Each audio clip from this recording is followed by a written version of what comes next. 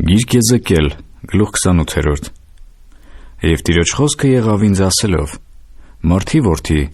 ասիր Տիրոսի իշխանին, թե այսպես է ասում Տեր Եհովան, որովհետև սիրտդ հպարտացավ և ասեցիր, ես Աստված եմ, Աստծո աթոռի վրա եմ նստած ծովի միջումը, բայց դու մարդ ես և ոչ Աստված, թեև դու քո սիրտը Աստծո սրտի տեղն ես դրել։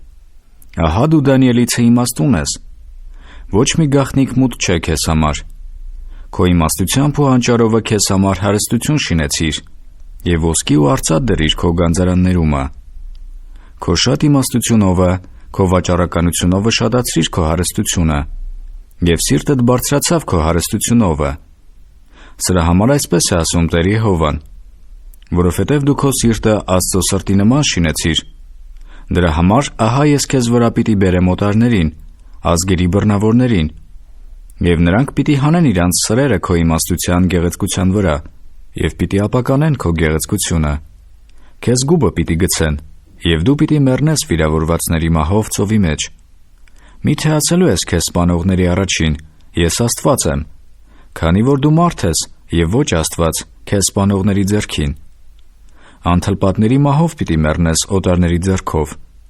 որովհետև ես խոսեցի, ասում է Տեր Եհովան։ Եվ Տիրոջ խոսքն եղավ ինձ ասելով. Մարդի որդի, ողբ բարձրացրու Տիրոսի թագավորի վրա և ասիր նրան. այսպես է ասում Տեր Եհովան. դու կատարելության կնիքն ես, լիքն իմաստությունով և գեղեցկությամբ կատարյալ, Եդեմումն Աստծո դրախտումն էիր,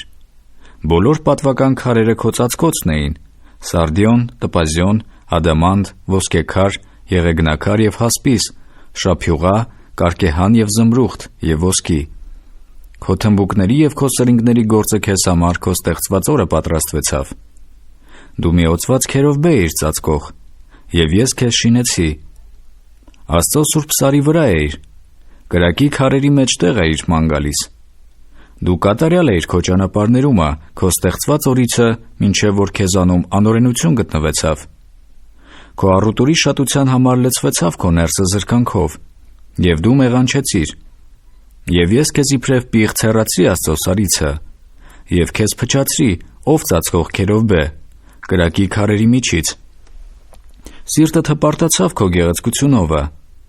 դու ապականեցիր քո իմաստությունը քո գեղեցկության պատճառով։ Ես քեզ գետինը պիտի գցեմ, թագավորների առաջին քեզ տեսարան պիտի շինեմ։ Քո անօրենությունների շատությունովը, քո անիրավ վաճառականությունովը պղծեցիր քո սրբարանները, և ես կրակ պիտի հանեմ քո միջից։ Նա պիտի ուտե քեզ, և ես քեզ մոխիր պիտի շինեմ երկրի վրա բոլոր քեզ տեսնողների աչքերի առաջին։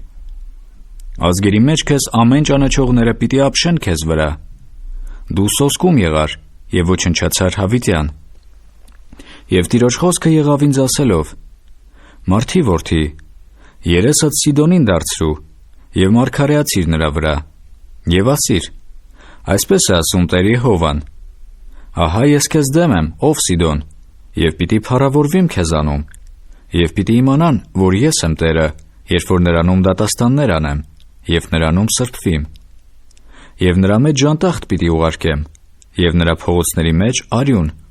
և վիրավորվածներ պիտի ընկնեն նրա մեջ նրա վրայի սրով շուրջանակի։